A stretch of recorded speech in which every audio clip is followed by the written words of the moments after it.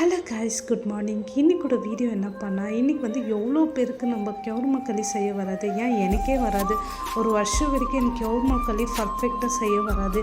ஆனால் இப்போ நான் கான்ஃபிடென்ட்டாக சொல்கிறேன், நான் ரொம்ப நல்லா செய்வேன்ட்டு. இது வந்து எனக்கு எங்கள் ஃப்ரெண்டு தான் சொல்லி கொடுத்தாங்க. ரொம்ப ஈஸியான மெத்தடு.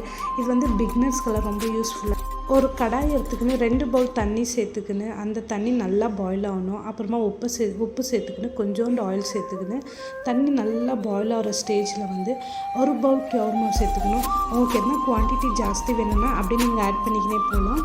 இது நல்லா தண்ணி கொதி வரப்போ நம்ம இந்த கவுர்மா சேர்த்துக்கின்னு ஒரு 5 நிமிஷம் லோ ஃப்ளேமில் வைக்கணும். நல்லா வேகும். இப்போ ஒரு தட்டு போட்டு மூடி வச்சுட்டு மறுபடியும் நீங்கள் ஓப்பன் பண்ணி பார்த்தா இன்னும் வெந்திருக்காது. அதனால் மறுபடியும் ஒரு 5 மினிட்ஸ் விட்டுடணும். நீங்கள் அப்பயே மிக்ஸ் பண்ணக்கூடாது. அப்புறமா நல்லா வெந்துடுச்சின்னு தெரிகிறப்போ தான் நீங்கள் மிக்ஸ் பண்ணணும்.